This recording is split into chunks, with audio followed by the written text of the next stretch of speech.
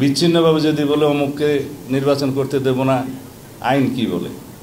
নির্বাচন কমিশন যদি তফসিল ঘোষণা করে সেই সময় পর্যন্ত যারা রেজিস্ট্রেশন বৈধ থাকবে তারা নির্বাচনে অংশগ্রহণ করতে পারবে, সেটা তো মাথায় রাখতে হবে। আমরা এখন বিভিন্নভাবে বিচ্ছিন্নভাবে কথা বলছি। কালকেও দেখলাম যে আওয়ামী লীগ এই দেশের নির্বাচন করতে পারবে না, করতে দেয়া হবে না, নিষিদ্ধ করা হবে। এই বিষয়ে তো আমরা পরিষ্কার বলেছি যে বাংলাদেশের জনগণ নির্ধারণ করবে যেই দল ফ্যাসিবাদী চরিত্রে বাংলাদেশে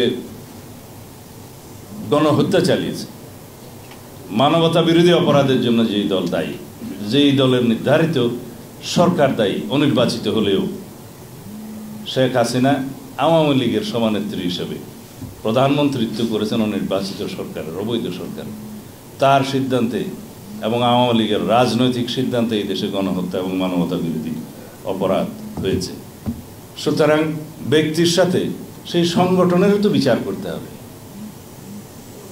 যারা দায়ী সেই সমস্ত ব্যক্তির বিরুদ্ধে, সাবেক অবৈধ প্রধানমন্ত্রী সহ সবার বিরুদ্ধে এই আন্তর্জাতিক অপরাধ ট্রাইব্যুনালে এবং অন্যান্য আদালতে মামলা হয়েছে, বিচার হবে, বিচার নিশ্চিত করতে হবে। কিন্তু সংগঠন হিসাবে একটি রাজনৈতিক দলের সংগঠনের বিচার করার প্রভিশন আর্টিকেল 47-এ আছে বাংলাদেশের বর্তমান কনস্টিটিউশনে। যেহেতু এখনও কনস্টিটিউশন এটা জীবিত এবং এই কনস্টিটিউশন অনুসারে এই সরকার পরিচালিত হচ্ছে এবং শপথ নিয়েছে বৈধ সরকার হিসেবে। সুতরাং সেই সংগঠনের গণহত্যা এবং মানবতা বিরোধী অপরাধের জন্য, রাজনৈতিক সংগঠনের বিচারের জন্য আমরা তো এখনো পর্যন্ত তত বেশি সোচ্চার নই, কেউ তেমন উচ্চারণ করছে না। বিচ্ছিন্নভাবে যদি বলে অমুককে নির্বাচন করতে দেব না, আইন কি বলে? নির্বাচন কমিশন যদি তফসিল ঘোষণা করে সেই সময় পর্যন্ত যারা রেজিস্ট্রেশন বৈধ থাকবে তারা নির্বাচনে অংশগ্রহণ করতে পারবে, সেটা তো মাথায় রাখতে হবে। আপনারা শুনেছেন সংগঠন হিসেবে বিচারের জন্য আন্তর্জাতিক অপরাধ ট্রাইব্যুনালের আইনে এটি সংশোধনী আনার কথা ছিল, based on the constitutional provision 47 article, কিন্তু সেখান থেকে সরকার সরে গেলেন। এখন যদি সরকারের অংশ হিসাবে কোনো উপদেষ্টা যদি বলেন যে আমরা আওয়ামী লীগকে বিচার চাই, তো বিচার চাওয়ার জন্য তো আপনারা কিছু করলেন না।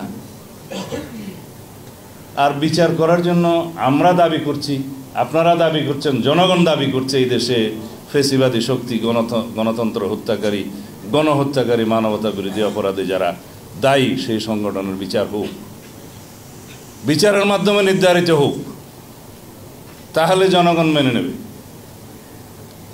আরেকটি বিষয়, আমরা যখন বলি জনগণ নির্ধারণ করবে, জনগণ কিভাবে নির্ধারণ করে? জনগণ হচ্ছে কনস্টিটিউশনাল প্রভিশন অনুসারে আমাদের দেশে রাষ্ট্রের সকল ক্ষমতার উৎস, মালিক, রাষ্ট্রের মালিকানা। এখানেই হচ্ছে সুপ্রিমেসি অব দি কনস্টিটিউশন। সেই মালিকানা তারা প্রয়োগ করে তাদের প্রতিনিধি নির্বাচনের মধ্য দিয়ে। সার্বভৌম শক্তির প্রতিনিধিত্ব হয় নির্বাচিত প্রতিনিধির মাধ্যমে। তারা সার্বভৌম পার্লামেন্টে এসে, পার্লামেন্টের সার্বভৌমত্ব হয় ওই জনগণের প্রতিনিধির কারণে। সেখানে তারা সার্বভৌমত্বের কথা বলে এবং ওইটাই একমাত্র হাউস যেখানে যা কিছুই আপনি আলোচনা করেন আদালতে বিচার করা যায় না, মামলা দায়ের করা যায় না। এটা সার্বভৌমত্বের বহিঃপ্রকাশের জায়গা। সুতরাং জনগণ নির্ধারণ করবে তো সেই পার্লামেন্টের মধ্য দিয়ে, সেই সার্বভৌম জায়গার মধ্য দিয়ে। তো সেই সার্বভৌমত্বের প্রতিনিধিত্বের নির্বাচনের ব্যবস্থাটা আগে করুন, সেখানে সব আলোচনা হবে। সমস্ত সরকারের সমস্ত সংস্কার কমিশনের রিপোর্টগুলো, যে সমস্ত রিপোর্টগুলো ঐক্যমত হবে সকল সংশ্লিষ্ট স্টেক হোল্ডারদের মধ্যে আলোচনার মধ্য দিয়ে, রাজনৈতিক দলসমূহ এবং গণতান্ত্রিক অন্যান্য সামাজিক শক্তি সহ বিশেষজ্ঞ সহ যারা একমত পোষণ করবেন, সেই সংস্কার প্রস্তাবগুলো বাস্তবায়নে তো কোনো বাধা নেই। কিন্তু সেই সংস্কার প্রস্তাবগুলো সেই সুপারিশগুলো বাস্তবায়নের জন্য ফোরাম কি, একমাত্র উপযুক্ত ফোরাম হচ্ছে সেই সার্বভৌম প্রতিনিধিত্বকারী সংসদ।